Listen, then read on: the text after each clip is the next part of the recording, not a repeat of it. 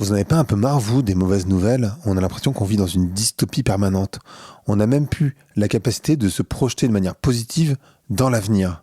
Et aujourd'hui, j'ai l'immense plaisir de casser ça justement en recevant Mamad, qui a lancé un compte Instagram qui s'appelle The Impact Story, qui cumule plus de 330 000 followers sur Instagram, qui a lancé un podcast également, et avec lequel on va parler des solutions. Parce qu'en fait, Mamad, c'est exactement ce qu'il fait sur son compte Instagram, c'est exactement ce qu'il fait dans son métier, c'est trouver des personnes qui proposent des solutions. Parce qu'en réalité, il y a plein de gens qui font plein de choses.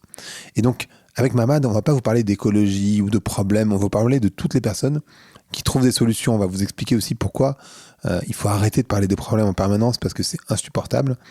Et j'espère que cet épisode va vous mettre la banane, va vous mettre le sourire à la bouche. Je vous souhaite une très bonne écoute. Je vous laisse l'écouter. Allez, Vlan, c'est parti.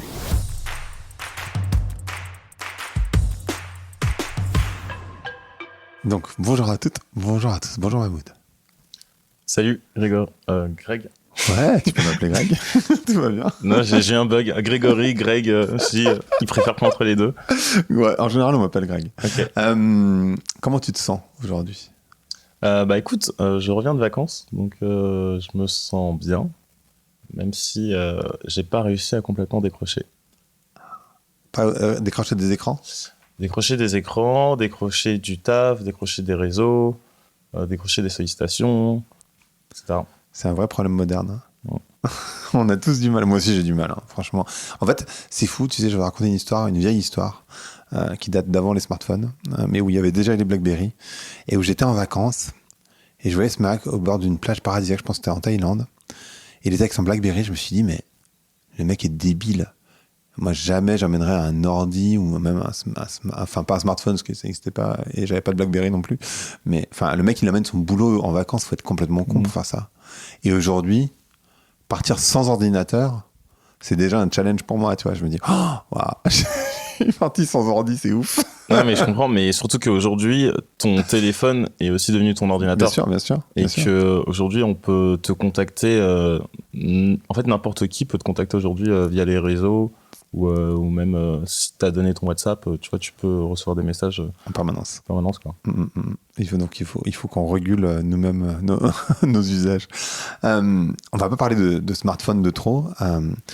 J'aimerais bien que tu me racontes l'histoire de ton compte Instagram, d'Impact Story, et de pourquoi tu l'as lancé, comment tu l'as lancé, c'est quoi l'histoire derrière en fait? Yes. Du coup, sur les réseaux, donc c'est pas que sur Insta, c'est sur Insta, TikTok, YouTube Shorts. J'ai un compte qui s'appelle The Impact Story. Et l'idée, c'est de parler de plein de sujets, mais notamment d'écologie de manière positive. Et je raconte aussi d'autres histoires inspirantes, donc liées à l'écologie ou la société, avec la démarche de montrer qu'il existe des choses, qu'il y a des choses qui se font, que ce soit à l'échelle locale, que ce soit dans d'autres pays. Mais c'est surtout avec une idée d'être une incitation à l'action et montrer qu'il y a des choses qui existent vraiment et qui sont portées par des entrepreneurs, des citoyens, des activistes, des personnes random. Donc voilà, c'est ça, des Impact Story. Et comment je l'ai lancé? Tu veux la version courte ou la version longue?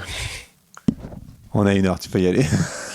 En fait, du coup, de base, je suis pas spécialement sensible au sujet écolo. Ça s'est fait comme beaucoup de gens de manière progressive. Et en fait, moi, les sujets qui me touchent le plus, c'est plutôt les causes sociales. On en parlait tout à l'heure, mais du coup, moi, je suis issu de... J'ai vécu dans plusieurs milieux différents. Je suis né au Mali, j'ai vécu en banlieue dans le 93 et ensuite à Paris. Donc, j'ai toujours été frappé par les inégalités sociales. Et du coup, en faisant des études de finance, c'est là où j'ai été sensibilisé à l'écologie. Et donc là, tu te demandes c'est quoi le lien avec tout ça. Mais en fait, je faisais un stage dans une banque à La Défense. Et c'était en 2018, il me semble, 2018-2019. Et donc, tu vois, le stage classique d'un étudiant qui est en finance. Et un jour, tu vois, en me dirigeant vers les tours, en costume cravate, comme tous les jours, pour aller vers mon stage, il y avait une énorme manifestation de Greenpeace qui était là avec l'objectif d'empêcher les employés d'accéder à la banque. Et tu vois, moi, la première action, c'était de me demander que fait Greenpeace devant une banque, tu vois, il ferait mieux de manifester devant, je sais pas, une compagnie pétrolière ou autre. Donc je trouvais ça très bizarre. Et du coup, quitte à rester, parce qu'il y avait mes employés, mes collègues qui attendaient de voir ce qui se passait, tu vois. Donc on était obligé de rester quand même devant la tour et voir comment ça allait se décanter. Et donc, à la suite de ça, du coup, je me suis dit, bon, bah, quitte à rester là, autant échanger avec les militants de Greenpeace et afin de comprendre pourquoi ils sont là et quelles sont leurs revendications. Et du coup, j'ai échangé avec une militante et qui, justement, me disait, bah voilà, nous, on est là parce qu'en fait, on le sait pas, aujourd'hui, on n'en parle pas assez, mais les banques financent massivement les énergies fossiles. Et moi, j'ai toujours cru au pouvoir de la finance, parce que je sais que la finance, c'est l'un des leviers les plus puissants pour faire avancer les choses. Parce qu'en fait, quand on finance un projet, on oriente la société dans une direction. Et donc là, c'est la première confrontation directe que j'ai avec l'écologie. Et donc là, je commence à me renseigner, etc. Et en fait, je me rends compte que le secteur dans lequel je suis, donc la finance, a une responsabilité majeure. Et donc j'étais encore en stage, donc je me posais beaucoup de questions et je me disais que dans tous les cas, ce stage en banque, j'avais pas spécialement particulièrement apprécié. Je me dis comment je peux trouver une voie en finance qui va en faveur de la transition environnementale et sociale. Et donc je rejoins un fonds à impact, un fonds d'investissement qui finance des projets qui ont un impact environnemental et social. Et c'est là où je découvre qu'il y a des solutions qui existent pour lutter contre le changement climatique. Et en discutant, tu vois, avec mes amis, bah en fait, à chaque fois, c'est toujours le même discours qui revenait, tu vois. C'était, bah en fait, c'est super, mais des solutions, il y en a pas, ça n'existe pas, c'est dur de se mettre en action. Et moi, ça correspondait pas avec mon quotidien, parce que moi, mon quotidien, c'est vraiment tous les jours, je rencontre des entrepreneurs qui ont un projet environnemental et social. Et c'est là, je me suis dit, bah en fait faut en parler quoi, faut en parler sur les réseaux sociaux, montrer qu'il y a des choses qui existent et moi ça me stimule au quotidien et sûrement ça sera pareil pour d'autres personnes. Donc voilà. Et c'est vrai que ça grimpe hyper vite au final. Enfin, t'as quand même pas mal de followers, alors que ça fait quoi, 2 ans, c'est ce que tu me disais? Ça fait 2 ans, ouais. Et alors, qu'est-ce que peut-être une bonne question, enfin, je sais pas si c'est une bonne question, mais c'est qu'est-ce que tu as envie de dire aux personnes qui justement ne veulent plus entendre parler d'écologie? Moi, ce que je te disais, et je l'ai déjà dit sur ce podcast, ce que j'observe, c'est que quand je fais des épisodes sur l'écologie, en fait, les gens n'ont plus envie d'écouter. Et j'en ai parlé avec plusieurs médias qui m'ont dit la même chose, plusieurs éditeurs qui m'ont dit la même chose, c'est-à-dire que les sujets de l'écologie, il y a encore quelques années, ça marchait bien. Aujourd'hui, je pense que les gens, ils en ont un peu marre. Ça les renvoie à leur impuissance. Et du coup, ils se sentent informés. Ils sont déjà au courant que c'est en train de partir en sucette. Ils savent qu'ils sont partiellement responsables. En même temps, effectivement, ce que tu disais, ils voient pas trop les solutions. Donc, ils essayent de gérer pour eux-mêmes, déjà de survivre pour la majorité. Et donc, l'écologie, ça passe un peu à l'as, quoi. Qu'est-ce que tu as envie de dire à ces personnes? C'est vrai que l'écologie, c'est une connotation négative aujourd'hui. Tu vois, c'est presque un gros mot. Et c'est dû à plusieurs choses. Le fait que beaucoup de gens voient l'écologie, beaucoup de gens en ont parlé de manière culpabilisante et moralisatrice, ce qui n'incite pas du tout à l'action. Alors que, tu vois, au final, je pense que c'est lié à la manière dont on en parle. Si on n'en parle qu'en pointant du doigt les potentielles limites ou changements qu'on doit voir dans notre niveau de vie, forcément, ça donne pas envie de changer. Alors que si on trouvait on mettait en avant les aspects positifs, les bienfaits de l'écologie, tout de suite, les gens se mettraient en mouvement. Et enfin, moi, je suis persuadé d'une chose, c'est que les gens ne deviendront pas écolos parce qu'on leur dit de devenir écolo, mais ils deviendront écolos parce que ils trouvent ça cool, ils voient les bienfaits, ils se rendent compte que tout le monde a intérêt à le faire. Et tu vois, donc c'est comme sur le discours qu'on a autour de ça. Si tu dis arrêtez de prendre la voiture parce que vous êtes des gros pollueurs, ça marchera pas, tu vois. C'est impossible de convaincre quelqu'un en le critiquant. En revanche, si tu dis en fait, prendre le vélo, c'est super sympa parce que t'as une aire de meilleure qualité, ça te permet de faire du sport, ça permet de te réapproprier la ville parce que tu vois, avant l'essor de la voiture, au final, les citoyens pouvaient se réapproprier la ville. Tu vois, on parlait de Paris tout à l'heure en off, qu'il y a beaucoup de sollicitations, que c'est très bruyant, que ça bouge de partout. Et pareil, tu vois, t'as toujours des gens qui sont en train de klaxonner. Et en fait, ça crée beaucoup de tension. Alors que finalement, tu vois, si t'aurais plus de vélos, on se réappropriait la ville, on pourrait vivre on aurait plus d'espace. Et donc voilà, moi je pense que c'est vraiment sur la manière d'en parler, sur le fait de montrer les bienfaits, les aspects positifs, que on arrivera à embarquer le maximum de personnes. Peut-être que demain, il n'y aura pas des voies de vélo, il y aura des voies de voiture. Tu sais, la voiture sera l'exception et le vélo la règle. Ah oui, ouais, sûrement. Bah, tu vois, mais après, ce qui est cool dans cet exemple, c'est que il y a plein de villes qui ont montré que ça fonctionnait. Et évidemment, moi, ça sert à rien de dire qu'il faut complètement arrêter la voiture parce que c'est pas possible, ça dépend d'où t'habites. Mais dans les grandes villes, tu vois, tu prends Amsterdam, tu prends Copenhague, il y a plus de vélos que d'habitants. Il y a là, ils sont en train de réfléchir à des projets d'autoroute à vélo. Dans la ville, quand tu y vas, pareil, tu vois qu'en fait le vélo, c'est vraiment, ça fait partie de la vie de tous les citoyens, tu vois. Ce que je trouve intéressant dans ce que tu dis, c'est que si tu demandes aux personnes, par exemple, qui nous écoutent, si tu demandes à des gens de manière générale, quelle est la vie idéale que tu imaginerais dans 20, 30 ans pour toi, pour tes enfants, c'est sans doute la vie que tu es en train de décrire, tu vois, plutôt écologique, etc., etc. C'est étonnant parce que, et c'est les mêmes personnes qui vont dire oui, mais c'est hyper limitant, si j'ai plus de voiture, si j'ai plus le droit de prendre l'avion, si j'ai plus le droit de faire ci, ça.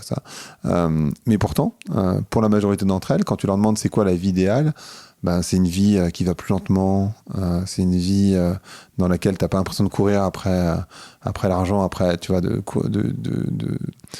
vivre ta vie à la gagner.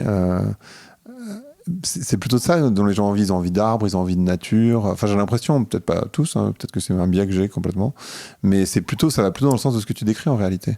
Si tu demandes aux gens ce qu'ils veulent dans la vie, je pense que tout humain normalement constitué cherche à être heureux. Oui. Et donc au final, si tu poses la question, qu'est-ce qui te rend heureux ? En fait, tu te rends compte que c'est souvent lié à des valeurs ou à des solutions qui sont en lien avec l'écologie ou le social. Et en fait, le problème aujourd'hui, c'est que je trouve qu'on a perdu la notion de sens. En fait, il n'y a plus de sens dans la société. Il y a des aberrations.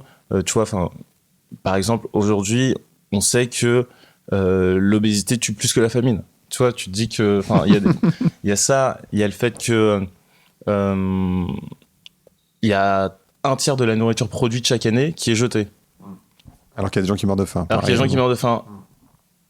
Et en fait, on vit dans une société où on a perdu la notion de sens, il y a des absurdités tout le temps. Et en fait, ce que tout le monde cherche, tout le monde est au courant de ce sens-là. Et en fait, c'est parce que tu as beaucoup de choses qui sont liées aussi à la manière dont on a pensé la société, où en fait, les indicateurs de réussite, aujourd'hui, c'est les indicateurs de réussite financière. La boussole de la société aujourd'hui, c'est quoi ? C'est le PIB.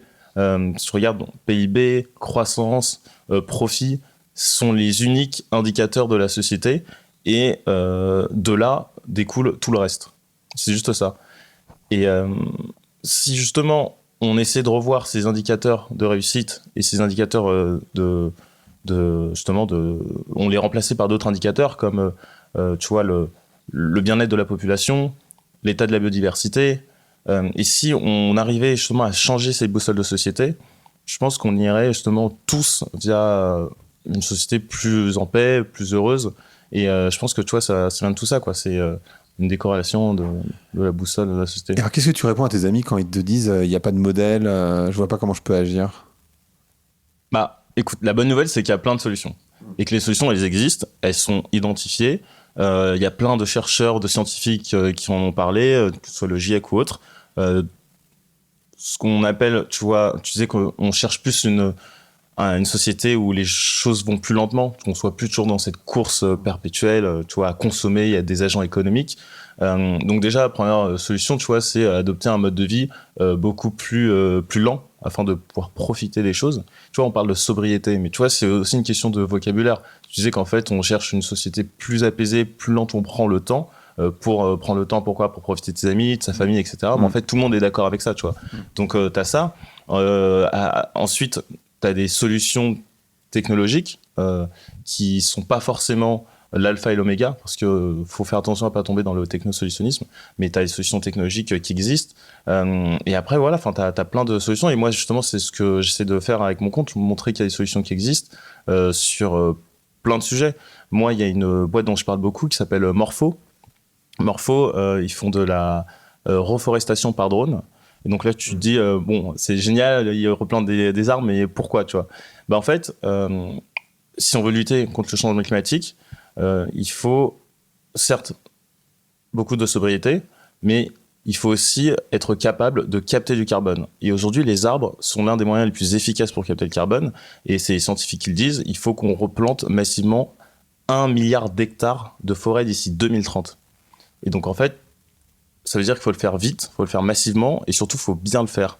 Et donc, par exemple, Morpho, tu vois, cette société va, via des drones, analyser des terrains, voir quelles sont les espèces d'arbres les plus adaptées, donc pour pas faire de la monoculture, et via son procédé va permettre de planter des graines, enfin semer des graines, ce qui va permettre de planter des arbres, et ils vont bosser avec des ONG locales pour s'assurer du bon fonctionnement de tout ça. Enfin bref, des solutions, il y en a plein, tu vois. Donc ça, c'est une solution qui est assez intéressante, mais moi je dirais que voilà, c'est la bonne nouvelle, c'est qu'on sait quoi faire, on sait comment le faire, et donc en fait, il y a juste à agir, et que ce soit au niveau individuel, au niveau collectif, au niveau politique, et le fait de... Je pense que ce qui peut être décourageant pour la plupart des gens, c'est de se dire que moi, à mon échelle individuelle, je peux rien faire. Alors que, au final, tu vois, agir à son échelle individuelle, en fait, on est tous des influenceurs. Si j'agis, je vais aussi influencer des amis autour de moi, qui eux-mêmes vont influencer d'autres personnes, et ça permet d'avoir une influence à l'échelle collective. Parce que la solution, elle n'est pas à l'échelle individuelle, elle est à l'échelle collective, mais elle commence par l'individu.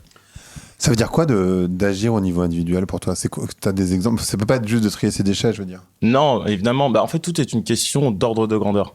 Il faut avoir les ordres de grandeur en tête. Trier ses déchets, c'est bien, mais effectivement, tu vois, ce qu'il faut regarder, c'est ton empreinte carbone. Un Français moyen émet 12 tonnes de CO2 par an. Et si on veut respecter les accords de Paris, il faudra en émettre 2. Donc maintenant, il faut se poser la question, donc, quels sont les grands émetteurs les postes d'émission à son échelle individuelle? Donc, tu as la mobilité, donc la voiture, l'avion. Ensuite, tu as l'alimentation, avoir une alimentation beaucoup plus végétale, moins carnée. Après, en troisième poste, tu as tout ce qui est habitat. Donc, tout ce qui est lié au chauffage, pouvoir faire de la rénovation énergétique, etc. Donc, les gestes les plus simples, voilà, c'est en général utiliser des moyens de transport décarbonés, vélo, moyens de transport public, manger moins de viande.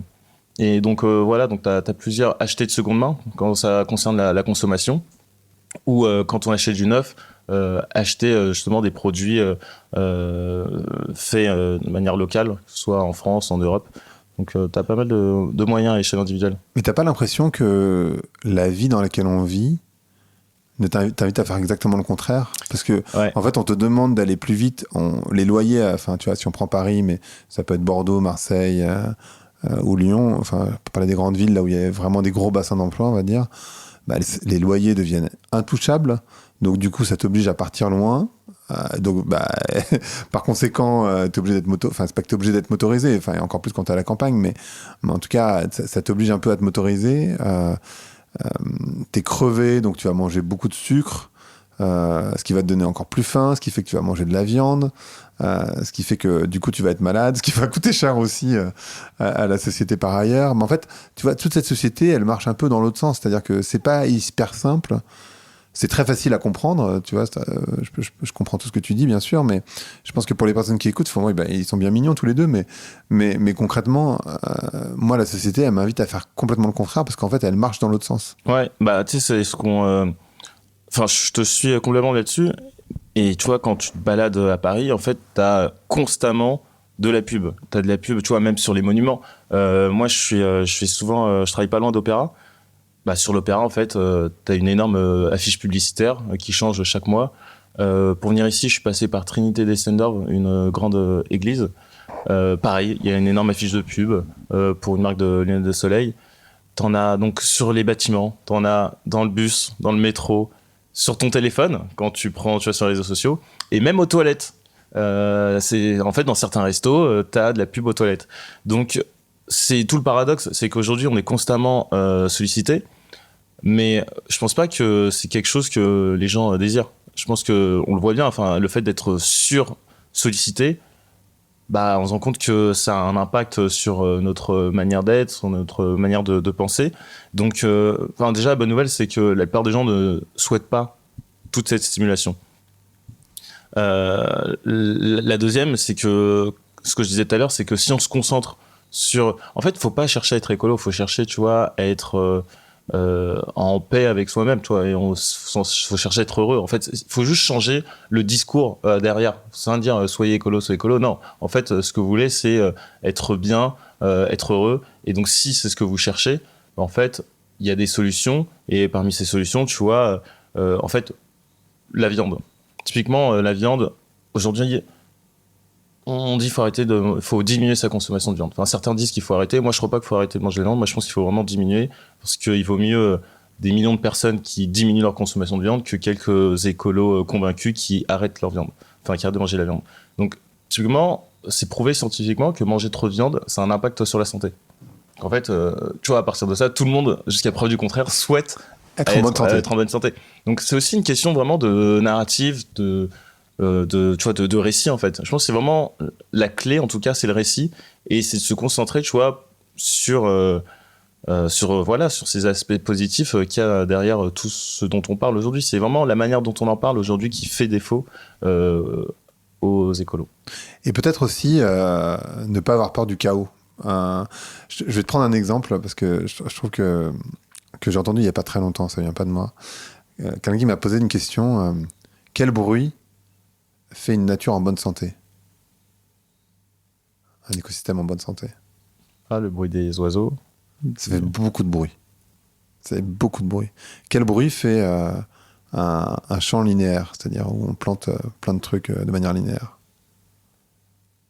Aucune idée. Bah rien, il n'y a pas de bruit. Okay. Il n'y a pas de bruit en fait, il n'y a plus rien, il n'y a plus d'écosystème. C'est-à-dire que tu plantes, je sais pas, toute une série de carottes, je sais pas quoi, en fait il n'y a pas de bruit, il n'y a rien, il se passe rien. Et en fait tu te rends compte que une nature en bonne santé, elle est chaotique. Elle fait du bruit et c'est le bordel en fait. Et en fait c'est assez intéressant, même au niveau individuel, de se dire, être en bonne santé, c'est chaotique. C'est pas linéaire en fait. Nous on aime bien ce truc linéaire qu'on comprend, c'est facile, tac tac, je mets dans des cases. Et en fait tu te rends compte que la bonne santé, elle est pas linéaire. La bonne santé, elle est chaotique. Bonne santé mentale, bonne santé tout de manière générale. Et je trouve que ça peut aussi rassurer les gens d'une certaine manière de se dire, c'est un peu le chaos, mais en fait ça veut dire c'est ça la bonne santé d'une certaine manière. C'est quand ça bouge, pas quand ça reste statique et que c'est linéaire. Même si ça peut paraître parfois un peu inconfortable. Et je trouve que enfin, je sais pas pour toi, mais moi, en tout cas, je trouve que c'est une pensée rassurante, intéressante de se dire ça, que le chaos, c'est ce que peut-être on cherche à avoir aussi d'une certaine manière. Bah, moi, ce dont ça me fait penser au fait que, bah, tout changement, les changements sont pas linéaires, effectivement. Et que une vie, c'est en général chaotique parce que il se passe plein de choses, que t'as des hauts, des bas et que rien n'est parfait. Et que, en fait, ça veut dire que vouloir agir, ça se fait de manière imparfaite. On n'a pas besoin d'être parfait pour agir. Et donc voilà, quand tu me parles de chaos, ça me fait penser à ça, sur le fait que le changement, en fait, c'est normal d'être imparfait, c'est impossible de viser cette perfection, mais que le plus important, c'est d'où l'on vient et où on part. Et c'est ça qu'on devrait tous viser, c'est une amélioration pour justement être plus en phase avec soi-même, tu vois. Tu as parlé tout à l'heure des drones. C'est quoi les projets qui t'ont Alors, ce projet-là, je vois en plus, je sais pas si c'est le même, mais j'ai vu un projet où donc ils mettent par drone des graines qui tombent avec un petit triptyque en bois qui fait que la graine, elle s'enfonce parce qu'avec l'humidité, en fait, le triptyque bouge et en fait, il s'insère dans la terre et il insère tout seul la graine dans la terre. Ok, non, moi, c'est pas celui-là. C'est pas celui-là. J'ai trouvé ça incroyable parce que c'est juste un petit triptyque en bois qui tombe comme ça. Donc, il peut jamais se renverser parce qu'il y a trois branches. Et surtout, il tourne avec l'humidité, ce qui fait que ça enfonce la graine dans la terre. J'avais trouvé ça tellement ingénieux, c'est pas du tout technologique, tu vois, c'est vraiment, c'est vraiment un petit bout de bois, enfin un petit bout de bois, c'est un peu plus ingénieux que ça, parce qu'il y a plein d'ingénieurs qui ont bossé dessus, donc c'est pas très respectueux de juste un petit bout de bois, mais c'est juste 3 petites tiges de bois qui font que ça s'insère dans la terre de manière automatique, et j'avais trouvé ça mais tellement smart et tellement simple en fait. Mais c'est quoi les projets qui t'ont le plus marqué? Parce qu'il y en a plein, du coup j'ai regardé sur le compte Instagram, mais il y a vraiment plein de choses que tu partages. Ouais, il y en a beaucoup. Donc tu vois, Morpho, donc c'est en fait c'est une société dans laquelle j'ai investi avec le fonds dans lequel je travaille. Donc là c'est plutôt un projet, on va dire high-tech, parce qu'il y a de la technologie, il y a des drones qui volent, etc. Mais tu as aussi des projets beaucoup plus low-tech, donc beaucoup plus simples et très ingénieux à mettre en place. J'ai pensé, tu vois, notamment à t'as la Warka Tower. C'est une tour qui est vraiment faite avec, de manière très très simple, tu vois, avec des filets. Et en fait, elle est utilisée dans certaines régions où il y a beaucoup de brouillard. Et ce qui fait que tu as des fines gouttelettes d'eau qui vont se déposer sur les filets et ça va permettre de récupérer de l'eau. Et j'ai plus les chiffres en tête, mais il me semble que tu peux récupérer, tu vois, 50 litres juste avec une tour donc faite vraiment à la main. Et donc, tu vois, c'est un projet qui est ultra low-tech, très simple à mettre en place et qui permet de récupérer de l'eau de manière très efficace. Donc, et ça, c'est souvent utilisé, tu vois, dans des lieux ou endroits du monde où l'accès à l'eau est très compliqué. Donc, ça, c'est un projet qui m'a beaucoup parlé. Tu as aussi un autre projet. Donc, moi, je parle de projets écolo, mais je parle aussi de projets sociaux et sociétaux. Bien sûr, il n'y aura pas d'écologie sans social. De toute façon. Exactement. Et un autre projet que j'aime beaucoup s'appelle Colette. Donc Colette, pareil, on a investi dedans avec ma boîte. Et en fait, l'idée, c'est de dire qu'aujourd'hui, tu as un problème sur la précarité étudiante. On sait qu'aujourd'hui, les étudiants sont de plus en plus précaires. De l'autre côté, tu as un problème avec l'isolement des seniors. En fait, tu as 80% des seniors qui veulent vivre chez eux, mais qui se sentent seuls. Donc, eux, ils sont partis de ce constat. Donc, tu as 2 problèmes. Et ce qui fait que aujourd'hui, tu as beaucoup d'étudiants qui veulent se loger, mais c'est beaucoup trop cher dans les grandes villes. Tu as des seniors qui, de l'autre côté, vivent dans des grandes surfaces et seuls, parce que du coup, les enfants ont quitté le nid familial. Et donc, ils vont mettre en relation ces étudiants qui cherchent un logement avec ces seniors qui ont les logements. Donc, ça permet de lutter contre ces 2 problèmes.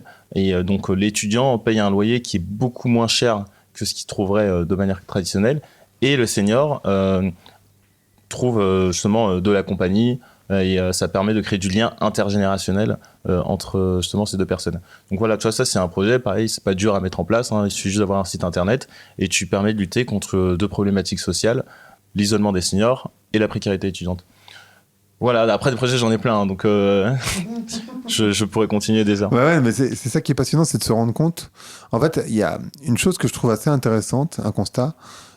Quand moi j'étais jeune, donc toi t'étais pas né, mais quand moi j'étais jeune, on regardait l'avenir avec envie, tu vois, on pensait au skateboard volant, aux voitures volantes, on avait beaucoup d'excitation sur le 21e siècle. Tu vois, l'an 2000, c'était, tu vois, vraiment... Et en fait, aujourd'hui, quand on pense au futur, on y pense avec beaucoup de peur. On y pense avec des films dystopiques. On y pense avec Mad Max. On y pense avec je sais pas quoi. Enfin, il y a tellement de films tout pourris qui nous ont montré des avenirs et qui sont pas très radieux.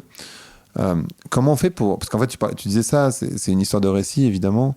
Comment on fait pour réembellir? Est-ce que c'est pas l'enjeu, finalement, de réembellir, de dire, attendez, regardez, l'avenir, ça va être beau, ça va être chouette.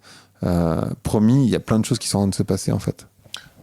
Entièrement d'accord avec toi. Vraiment, j'ai l'impression que, en fait, il y a plus de projet de société. Enfin, vraiment, je pense que tu demandes à un gamin de 10 ans, ça ressemble à quoi pour toi demain? Je pense que, ouais, il pense que ça va être la fin du monde, ça va être catastrophique, etc. Donc, je te rejoins à 2000% là-dessus. Moi, je pense que l'une des solutions aussi, c'est de passer par la fiction.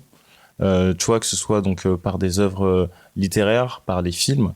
Et en fait, on se rend pas compte, mais la fiction et les films ont un véritable rôle dans la société, mais qui est beaucoup plus important que ce dont on peut penser. C'est pour ça que je parlais de Mad Max, d'ailleurs. Ouais. Bien sûr.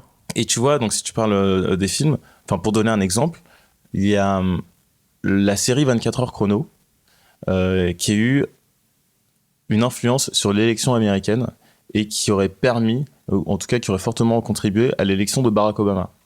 Et donc, tu vois, tu te dis, bon, comment une série, justement, peut avoir un rôle aussi important, alors que l'objet de la série n'est pas 100% politique, en tout cas. Bah, en fait, dans 24 heures chrono, tu as un président qui est noir. Et donc, il y a ces 24 heures chrono, c'est l'une des séries qui a le plus fonctionné aux États-Unis. Et juste le fait de voir un président noir dans une série américaine, en fait, les gens commencent à se dire, ah, mais en fait, c'est possible, tu vois, mais de manière très inconsciente. Zelensky, il était président dans une série ou un film, tu vois, avant de devenir président ukrainien. Et donc, en fait, le pont entre la fiction et la réalité, il est beaucoup plus proche et beaucoup plus important que ce qu'on croit. Et donc, voilà, moi, je pense que ça a passé donc, par la fiction, mais ça peut aussi passer par, tu vois, des leaders d'opinion, des influenceurs, parce que tu vois, si on parle de leaders d'opinion, juste une autre anecdote, c'est Oprah Winfrey, typiquement aussi. Elle, sur l'élection américaine aussi, elle avait apporté son soutien de manière publique à Obama, et son soutien aurait contribué à convaincre ou influencer plus d'1 million de personnes. Et donc, tu vois, enfin, voilà, tout passe par les récits et tout. Est-ce que tu as vu cette série sur Canal dont j'ai plus le nom en tête bêtement sur le racisme, tu vois, sur Oui, La Fièvre. La Fièvre. Ouais, je trouvais ça très dangereux comme série. Pourquoi t'as trouvé ça dangereux? Je l'ai pas fini, mais en fait, j'ai pas fini du tout. en fait, justement pour ce que je viens de te dire, en fait, le lien qu'il y a entre la fiction et la réalité. Et en fait, tu vois bien, j'ai regardé 2 épisodes, 2, 3. Mais en fait, ça montre. On est au même endroit. Et en fait, ça montre une société totalement polarisée, où justement, t'as un problème justement sur, je trouve, sur l'insécurité, sur une société qui est divisée. Et en fait, quand tu vois ça, tu vois quand même, en fait, ils font pas mal de parallèles avec la vie réelle. Et en fait, t'as même tendance à croire que c'est ce qui va arriver. Je sais pas comment finit la série. Mais en tout cas, ce climat anxiogène que tu retrouves dans une série qui fait beaucoup de références à la vie réelle, ce qui est d'autant plus dangereux, hein. Les personnages sont des plateaux télé avec des vrais chroniqueurs qui tiennent leur propre rôle. Donc en fait, la frontière est encore plus floue et je pense que ça peut contribuer, sous réserve, j'ai toujours pas fini la série, mais où j'en suis, je peux que ça peut contribuer justement à ce climat anxiogène et à cette polarisation de la société. Est-ce que tu as lu un bouquin qui s'appelle Ecotopia? Non. Alors, il faut absolument que tu le lises. C'est quoi? En fait, c'est un livre qui date de 1970, si je me trompe pas trop, qui est une fiction, qui est un livre admirable, incroyable, que tu vas adorer, que tous les gens qui écoutent vont adorer s'ils n'ont pas déjà lu. Qui a fait un énorme boost à nouveau au moment du Covid. C'est comme ça que je l'ai découvert. Et Ecotopia, c'est quoi? C'est la partie ouest des États-Unis qui fait sécession avec les États-Unis et qui devient Ecotopia, donc un autre État qui s'appelle Ecotopia. Et donc qui ont leurs propres règles, leur propre tout, qui est plutôt écologique, plutôt social, plutôt solidaire. Et donc encore une fois un roman. Il y a un journaliste américain de New York qui va pour la première fois, tu vois, c'est la première fois qu'un Américain rentre dans Ecotopia à nouveau pour faire un rapport d'étonnement. Et où évidemment il prend vachement de haut Ecotopia au début parce qu'ils n'ont pas de voiture, parce que machin. Et au final évidemment il tombe amoureux d'Ecotopia. Et Ecotopia, c'est précisément, je trouve, le récit positif dont tout le monde aurait besoin. Et je sais pas pourquoi c'est pas devenu un film, parce que tu vois, les droits, ils ont sans doute été achetés par quelqu'un, parce que c'est un vieux livre, il y a 50 ans, 55. Mais c'est un roman exceptionnel parce que c'est précisément tout ce que tu décris. C'est-à-dire que c'est pas juste écologique, c'est pas juste social, c'est juste tout un système de valeurs, de croyances qui est différent. Tu vois, ça joue sur le couple, ça joue à plein d'endroits.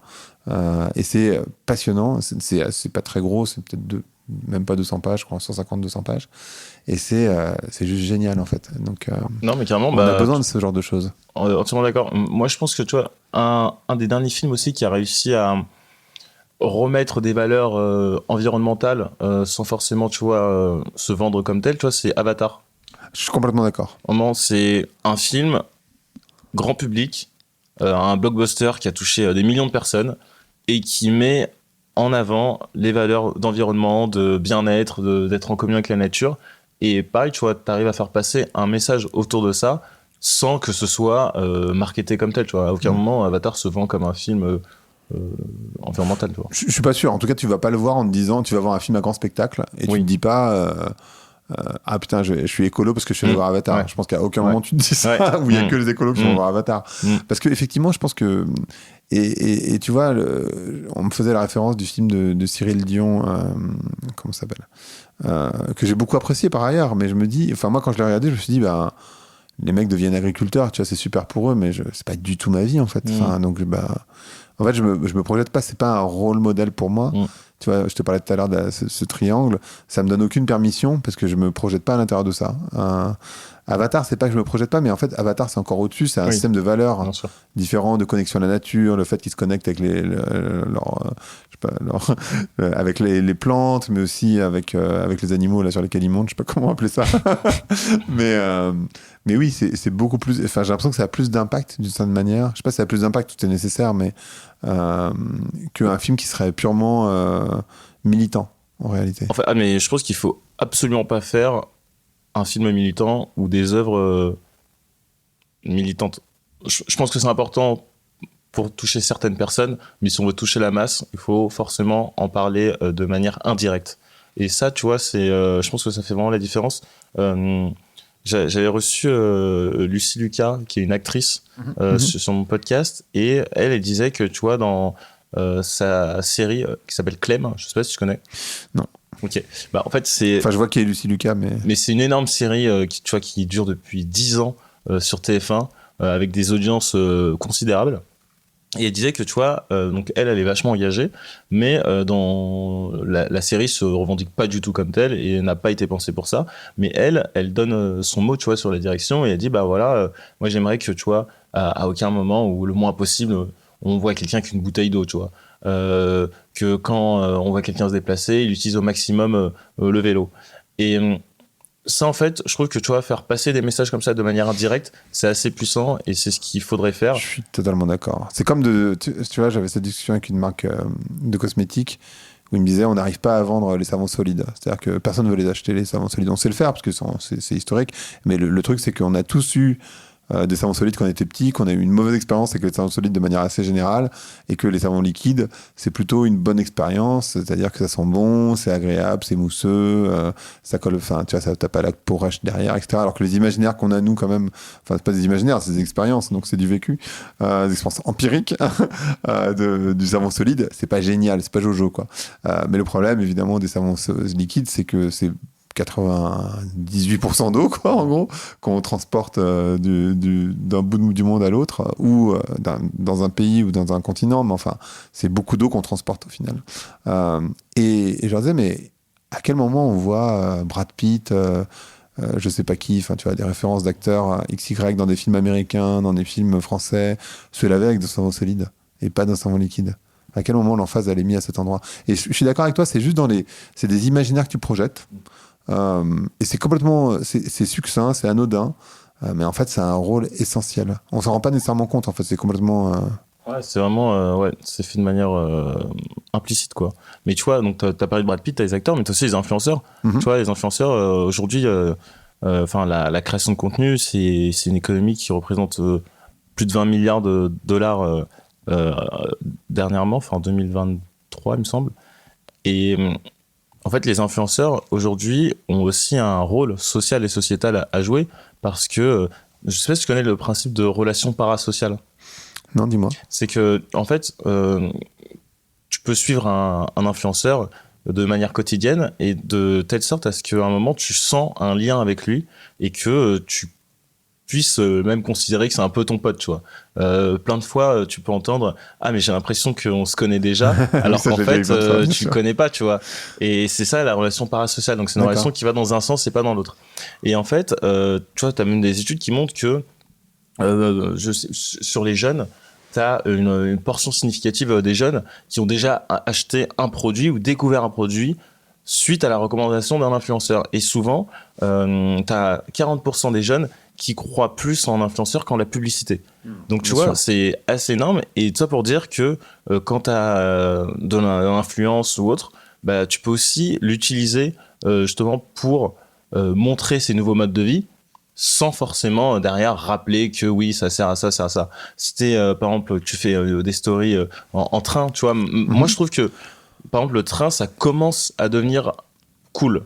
Pendant longtemps, on voyait ça de manière, le train, c'est un peu lent, enfin, et en plus, même pas du tout, mais c'était à la mode de faire des stories dans un avion. Tu vois, dans les années 2010, faire des stories dans un hublot, c'était vraiment à la mode et c'était trop stylé. Bah, et maintenant, tu vois, moi, je vois de plus en plus de stories de train et tu vois, les gens, hop, ils le montrent. Et du coup, ça commence à devenir cool.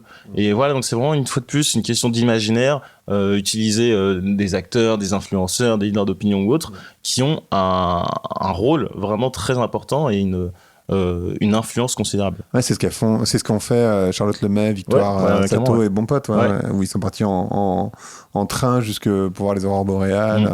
Et cette histoire, elle a été pas mal. Enfin, en tout cas, tous les trois, ils ont beaucoup participé à la rendre visible, en fait, tout simplement. Et c'était en train. Et ça me fait penser aussi à Lauriane Lemaire, je sais pas, qui est une influenceuse, je sais pas si c'est vraiment une influenceuse en réalité, mais qui promeut énormément le vélo, qui a créé un club de vélo pour filles, etc., etc. Et tout ça participe, tu vois, c'est une fille extrêmement moderne, sexy, tout ce que tu veux, enfin, très bien habillée, tu vois, qui travaille dans la mode, machin, enfin, elle travaille pas dans la mode, mais elle travaille beaucoup avec les marques de mode. Et en même temps, elle fait du vélo. Et tu vois, c'est des imaginaires qui parfois peuvent s'opposer. Et là, hop, elle le fait pas. Je pense pas qu'elle se dise, je le fais dans un but 100% purement écologique, j'en sais rien. Mais en tout cas, elle le fait et je pense que ça participe à cette transformation. Mais en fait, ce que je te disais avant qu'on enregistre, c'est que les transformations, elles sont en cours et elles vont vite en fait. Enfin, on se rend pas nécessairement compte. On a l'impression, pour plein de gens, que regardez, on va dans le mur, à force de nous le répéter, on finit par l'intégrer. Mais déjà, par exemple, les stories en avion, par exemple, enfin moi, c'est pas que j'ai arrêté de prendre l'avion, tu vois, je cache pas que je prends l'avion, mais jamais de ma vie, je me dirais, tiens, ça va être cool, je vais mettre une story dans un avion, quoi. Je l'ai fait, hein. J'ai déjà fait des posts sur le fait d'être dans un avion, etc. Enfin, pas sur le fait d'être dans un avion, mais j'étais assez content. Et aujourd'hui, ça ne viendrait plus du tout par l'esprit. Et au bout d'un moment, j'arrêterais, évidemment. Enfin, je sais pas que j'arrêterais, mais aujourd'hui, déjà, je limite autant que je peux l'avion. Et oui, et en plus, en vrai, l'expérience de l'avion, elle est pas géniale. Tu vois, c'est beaucoup d'attente, beaucoup de stress. Alors que le train, c'est quand même beaucoup plus smooth. D'une ville à une ville, dans le centre-ville.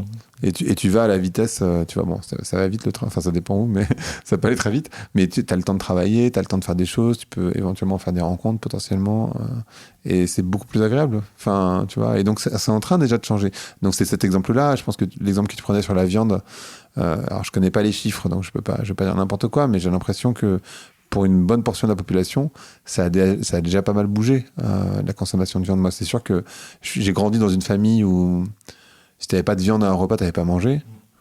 Aujourd'hui, je cuisine jamais de viande. Tu vois, au resto, oui, mais je vais pas au resto tous les jours, et certainement pas 2 fois par jour. Et du coup, je mange pas de la viande tous les jours, clairement pas. Ah, mais c'est une question d'éducation aussi, tu vois, parce que l'une des réactions typiques, c'est de dire, bah ouais, mais moi, je sais pas quoi cuisiner si je mets pas de viande, tu vois. Et en fait, si tu arrives à montrer aussi, tu vois, si on reprend ce sujet d'influence, mais des plats que tu fais qui sont sans viande, tu montres qu'en fait, il y a plein de possibilités, et que, en fait, tu vois, t'as aussi une autre objection, ça peut être l'apport en protéines. En fait, t'as plein de légumineuses qui contiennent énormément de protéines. Donc, en fait, c'est une question d'information, d'éducation, et aussi, pareil, de proposition, parce qu'il faut aussi des solutions, parce que typiquement, à Paris, c'est très facile, si tu vas dans un resto ou autre, de trouver des options végé. Mais dès que tu sors un peu, que tu vas dans des villes beaucoup plus reculées, là, je te garantis que c'est pas évident. Tu vois, quand tu fais une bonne brasserie à l'ancienne, le seul plat sans viande, tu vois, c'est une salade, mais qui donne pas du tout envie, tu vois. Donc, il faut aussi avoir des offres en face. Ou alors une salade César avec du poulet. Mais même encore, parce qu'à un moment donné, j'étais sur un régime où je devais vraiment pas manger de viande. Et tu vois, dans le coin où on est, c'est-à-dire dans le 2e arrondissement, et j'avais du mal à trouver. Ouais, ok. Tu vois, et j'étais là, genre, mais merde, c'est quand même pas possible. Enfin, parce que moi, dans ma tête, je m'étais dit, je vais aller dans n'importe quel resto, je vais trouver des options. Et en fait, les seules options sans viande, c'est des options avec des pâtes. et j'avais pas envie de manger de gluten non plus. Donc, Ah oui, tu peux manger viande, pas de gluten. Ouais, j'étais ouais. sur un truc FODMAP, c'était un petit peu compliqué. Enfin, t'as le droit de manger de la viande dans le FODMAP, mais enfin, j'essayais d'éviter quand même. Et du coup, ben, c'était compliqué en fait. Je me disais, mais merde, en fait, je sais pas où manger. Tu vois et pourtant c'est dans le centre de Paris, hein, mais alors après, bien sûr, si tu cherches les restos, tu vas trouver. C'est là où t'as raison. Tandis que quand t'es dans une petite ville de province, éventuellement, tu peux manger des haricots verts sans la viande, mais enfin, ça fait et du riz, mais ça fait un peu court, quoi. Et ça donne pas très envie, en plus. Alors que des plats végétariens, enfin, moi, depuis que je cuisine beaucoup plus ça, c'est hyper goûtu, ça donne vachement envie, c'est joli dans l'assiette, et c'est super bon, en fait. C'est pas que le side. En fait, c'est la viande ou le poisson qui devrait être le side, pas l'inverse. Un peu comme ce que je te disais sur les voitures. Bientôt, il y aura peut-être des voies pour les voitures, et la règle, ça sera le vélo. Ouais, non, c'est sûr. Est-ce qu'il y a une chose qui te fait peur, toi qui es dans une posture hyper positive? L'hyperpolarisation de la société. Ouais. Ouais. Non, mais c'est vrai que... En fait, moi, j'ai quand même le sentiment que, tu vois, dans les années 2010, quand on pensait, tu vois, aux années à venir, on voyait quand même beaucoup d'améliorations sur beaucoup d'aspects, sur des droits sociaux, tu vois, tu vois, par exemple, en France, il y a eu la légalisation du mariage pour tous, tu vois, il y a eu des grandes lois, et tu vois, il y a eu MeToo, t'as eu plein de sujets de société qui avançaient dans le bon sens. Et c'est vrai que depuis 2-3 années, on a justement un retour en arrière. Tu vois, l'avortement aux États-Unis. En Italie. En Italie. Sans aller très loin. T'as une manifestation néo-fasciste à Paris, là, il y a pas longtemps. J'ai vu. Donc, c'est vrai que faut pas nier, tu vois, que... Enfin, moi, je parle beaucoup de choses positives, mais ça veut pas dire que je ferme les yeux et je regarde pas ce qui se passe, tu vois, c'est bien au contraire. Je pense que justement, le positif, c'est nécessaire pour justement se dire que bon, bah voilà, tout n'est pas perdu. Il y a des gens qui travaillent et qu'en fait, en continuant comme ça, on ira dans le bon sens. Mais de l'autre côté, t'as une polarisation avec d'autres qui font l'extrême inverse. Donc, je pense que voilà, c'est un peu ça qui me fait peur. Et de vieillir aussi. C'est un autre sujet. Bon, ça va, t'as quand même pas mal de marge. Tu sais, en fait, mine de rien, je trouve que en fait, ça passe vite, quoi. Enfin, tu vois, moi, j'ai 28 ans. T'es tellement jeune. Ouais, mais c'est... Tu vois, enfin, je vois déjà le temps qui passe, quoi. Enfin, à 28 ans? Ouais. C'est vrai, t'as 20 ans de moins que moi, quasiment. T'as 48? 47. Waouh, ok, d'accord. Ok. Ok, je pensais que t'avais, je sais pas, 38.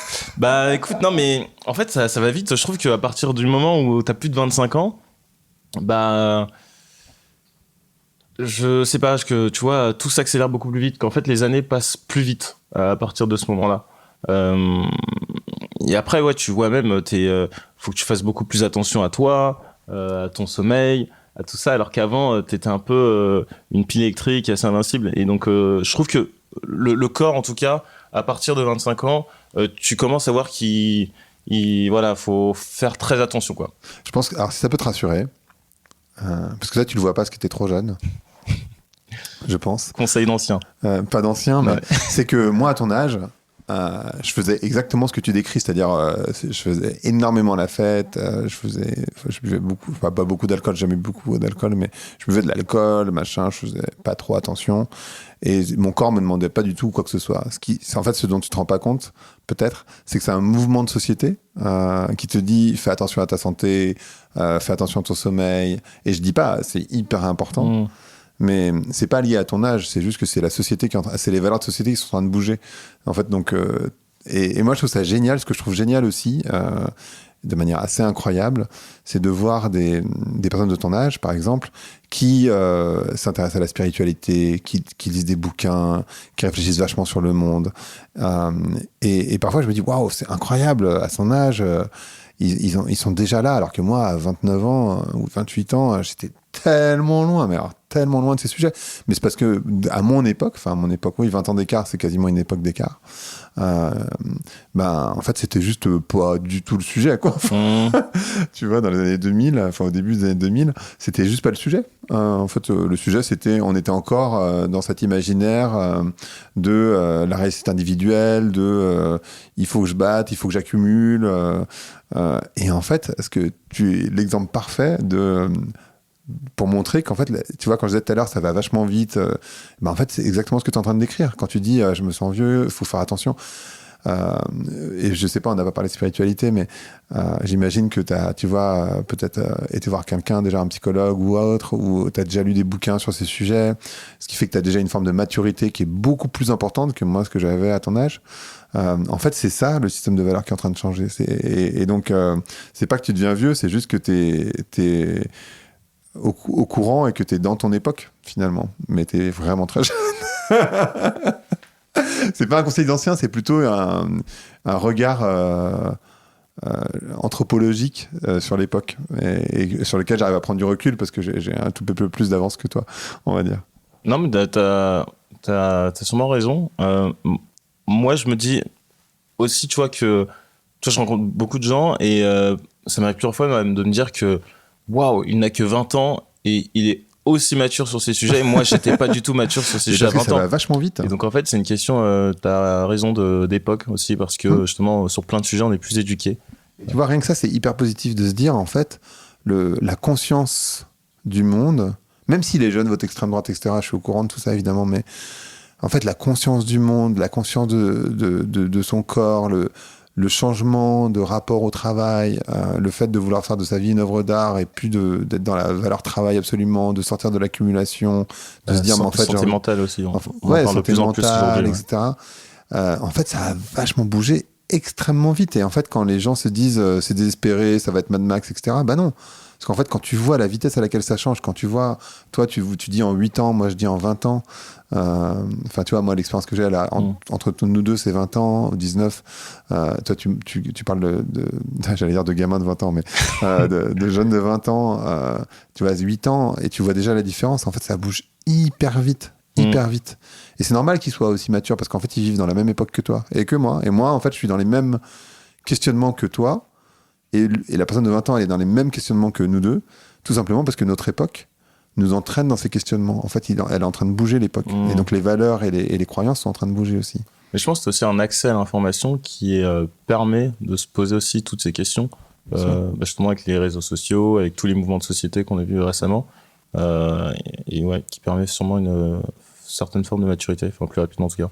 Donc tu vois, rien que ça, moi je trouve que ça c'est sans doute ce qui me donne le plus confiance en demain. Tu vois, de se dire la prise de conscience, elle est présente, elle est difficile parce qu'encore une fois, on vit dans une société où on court dans une roue de hamster et c'est difficile d'en sortir. Tu vois, bien sûr. Et donc tout le monde se dit oui mais attends, enfin moi je vois bien tes trucs écolos, t'es mignon, mais enfin ce que je te disais tout à l'heure. Mais par contre, ce qu'on peut regarder et observer de manière très concrète, c'est que le système de valeurs, il est en train de bouger, qu'il y a plein de gens ce que tu décris et ce que tu décris sur ton compte très bien, il y a plein de gens qui font plein de choses, les solutions on les a, on arrive à arrêter le plastique de plus en plus dans les fleuves et ça évite qu'il aille dans la mer, parce que généralement le plastique il n'est pas directement jeté dans la mer, il vient des fleuves en général. Donc tout ça existe, il y a plein de solutions, on arrive à récupérer le plastique dans la mer, on arrive à planter des arbres avec des drones, pour reprendre ton exemple. Ah, et même tu as des actus positives tous les jours. Enfin, moi j'ai un format qui s'appelle les 5 bonnes nouvelles de la semaine, et donc chaque semaine je partage tu vois, de l'actu internationale, sociale ou autre, où je montre qu'il y a des avancées. Tu vois, je vais pas... Ça va être par exemple, je sais pas, tu vois, le Cap-Vert qui a récemment éradiqué le paludisme. Ça va être une loi qui a été votée à l'échelle européenne qui permet justement de lutter contre... enfin, qui va en faveur de l'environnement, qui permet de limiter la pollution de l'air. Enfin, donc tout ça pour dire que tu as aussi des choses donc, positives qui arrivent tous les jours d'un point de vue projet, mais aussi d'un point de vue plus global, social et sociétal. Mais c'est aussi qu'on n'en parle pas assez. Et parce qu'en fait, les médias traditionnels aujourd'hui utilisent le biais de négativité.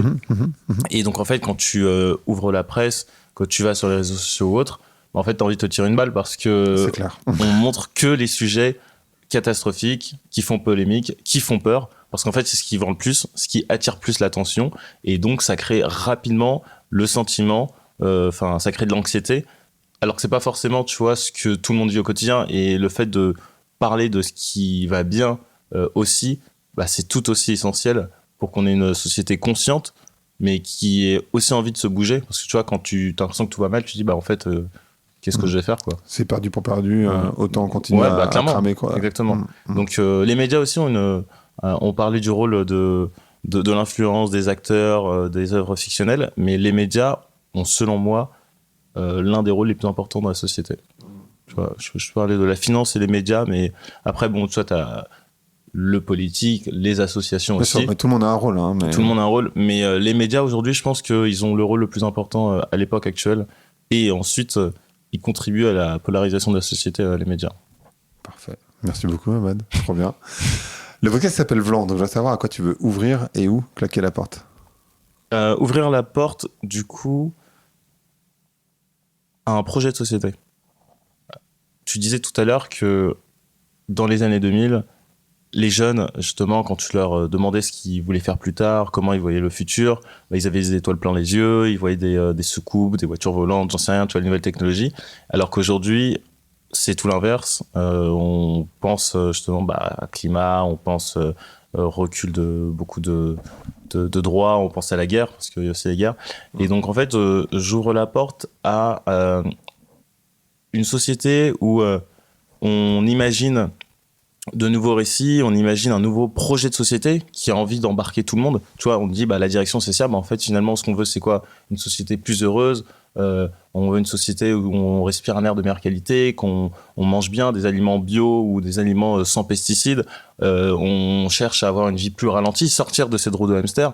Et tu vois, si on arrive à embarquer le monde vers ce projet de société, en fait on aura tout réussi. Parfait, merci beaucoup à toi. Merci à toi. Merci d'avoir écouté Vlan. Si vous avez aimé l'émission, n'hésitez pas à mettre des étoiles sur vos plateformes de podcast préférées. Vous pouvez aussi partager l'épisode sur vos réseaux sociaux, Instagram Stories, Facebook, LinkedIn, où vous voulez. Je suis Grégory Pouy, vous pouvez me retrouver sur l'intégralité des plateformes sous le nom Greg from Paris. Si vous avez des idées pour des invités, si vous avez des commentaires, n'hésitez surtout pas à m'envoyer un message. Allez, merci et à bientôt.